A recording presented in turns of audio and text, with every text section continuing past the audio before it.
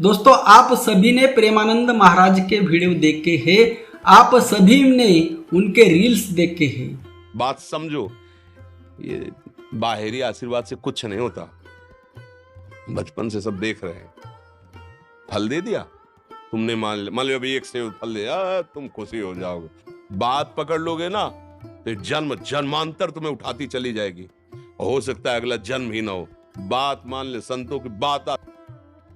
और अनिरुद्धाचार्य महाराज के भी रील्स वीडियो आप सब लोगों ने देखे हैं। अनिरुद्धाचार्य महाराज ज्यादातर उनके जो कंट्रोवर्सी विधान है उनके लिए जाने जाते हैं। हाल ही में उन्होंने chief justice of India Gavai साहब के ऊपर जो बयान दिया था वह अत्यंत खेदजनक विधान था। एक्चुअली उस विधान के लिए उनको जेल में होना चाहिए था, ऐसा वह विधान था, क्योंकि हमारे लिए संविधान सर्वोपरि है। ध्यान में रखो, हम इस भारत देश में रहते हैं और भारत देश में संविधान सर्वोपरि है, देश प्रथम है। हमारे चैनल का नाम ही है राष्ट्र प्रथम, तो इसलिए हमारे लिए देश प्रथम है, संविधान प्रथम है। उसके बाद प्रेमानंद महाराज हो, अनिरुद्धाचार्य महाराज हो, कोई भी हो, वह बाद में है। सबसे पहले है देश, सबसे पहले है संविधान। और इस संविधान के सर्वोच्च पद पर बैठे हैं गवई साहब, जो कि एक बौद्ध समाज से आते हैं, दलित समाज से आते हैं। देखो उनके ऊपर इस तरह से टिप्पणी कि भगवान क्या नहीं कर सकते, तो भगवान छाती फड़वा सकते हैं, तो अपनी छाती फड़वानी हो तो बोलो। तो एक जज ने कहा कि हम क्यों निर्णय दें, तुम्हारे भगवान में इतनी ताकत है, तुम्हारे भगवान खुद कर लें। तो वो जज साहब से जरा इस सवाल करना है, कहीं मिले तो पूछना कि सब काम भगवान ही करेंगे तो तुम काहे कुर्सी तोड़ रहे हो। जज की, तुम्हें जज बनाया गया है इसलिए ना कि तुम न्याय करो, न्याय करना चाहिए। अब आप हिंदू सनातन संस्कृति का अपमान करते हो, क्या बोलते हैं, बोले तुम्हारे भगवान में शक्ति है तो खुद बना ले मंदिर, खुद कर लें। तो वो तो सब कर सकते हैं, वो तो प्रकट होकर रावण को भी मार सकते हैं, हिरण्यकश्यप की छाती भी फाड़ सकते हैं। अब तो हमें अपनी छाती फड़वा। यह इतना दुर्भाग्यपूर्ण विधान है कि इस विधान के बाद अनिरुद्धाचार्य महाराज को महाराज कहना या संत कहना, जो कोई आप लोग अगर कहते होंगे तो आज से कहना बंद करो। देखो महाराष्ट्र के एक संत हुए जगतगुरु श्री संत तुकाराम जी महाराज। इस तुकाराम जी महाराज का कहना है, और तुकाराम जी महाराज को पूरा देश नहीं पूरा विश्व नमन करता है। तुकाराम जी महाराज एक ऐसे संत है जिनकी बराबरी कोई भी नहीं कर सकता। पूरे विश्व में सबसे आज तक जितने भी संत हुए उन सबके शीर्ष स्थान पर, इसीलिए उनको जगत गुरु कहा जाता है।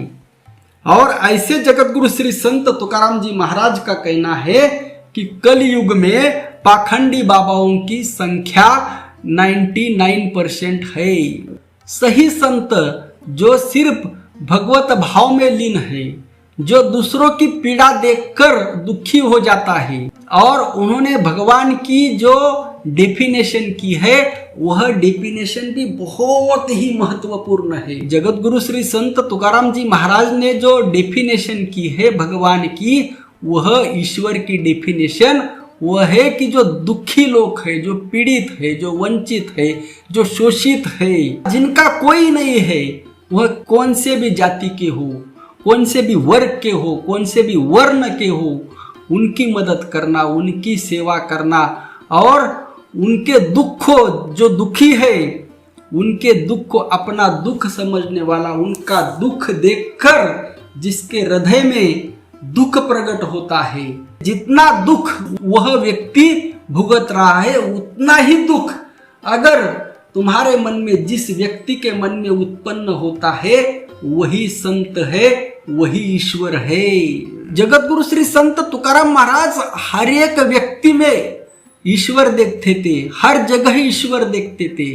देखो, और ऐसे तुकाराम जी महाराज जो सभी संतों में आज तक, जब से यह सृष्टि का निर्माण हुआ है आज तक जितने भी संत हुए उनमें सबसे महान संत है जगत गुरु श्री संत तुकाराम जी महाराज, सबसे ऊपर शीर्ष स्थान पर है। तो वह कहते हैं कि कलयुग में भोंदुओं की संख्या, पाखंडी बाबाओं की संख्या 99% है। उन्होंने परसेंटेज नहीं बताया, लेकिन मराठी में एक उनका अभंग है कि कलयुग में हर घर में संत पैदा हुए हैं, लेकिन वो संत नहीं है, वो अपने पेट के लिए इधर उधर घूमते हैं। ऐसे में कुछ जो अपवाद है, कुछ एक्सेप्शन है, जो सिर्फ प्रभु प्रेम जानते हैं, देखो लोगों की सेवा जानते हैं, लोगों का हित जानते हैं, लोगों का अच्छा जानते हैं, जो भेद नहीं करते, जो इंसानों में भेद नहीं करते, जाति के ऊपर, धर्म के ऊपर द्वेष नहीं करते, नफरत नहीं करते, उसमें ऐसे में जो संत है वह संत है, जिनको संत कहना कोई गलत बात नहीं होगा। आप खासकर उत्तर भारत में, मध्य प्रदेश, उत्तर प्रदेश, वहाँ के लोगों में एक बुरी आदत है, वहाँ के लोगों ने ध्यान में रखना चाहिए, इसीलिए हमने यह चैनल निकाला है। देखो हर एक संत नहीं होता, कोई भगवा कपड़ा पहन लिया, दाढ़ी बढ़ा ली या कुछ बातें करने लगा तो वह संत नहीं होता है। संत करोड़ों में एक होता है। तो सबसे पहली बात है कि आप किसी को भी संत कहना बंद कर दो। सबसे पहली बात, किसी को भी संत कहना बंद कर दो। करोड़ों में एक संत होता है। और ऐसे में आज के इस दौर में प्रेमानंद महाराज को हम संत कह सकते हैं। देखो उनके चेहरे पर देखो, उनके आंखों में देखो, चेहरे पर जो चमक है, आंखों में देखो जो प्रेम है ईश्वर के प्रति, लोगों के प्रति, सबका कल्याण हो। अब क्या है, इस विश्व की सच्चाई क्या है?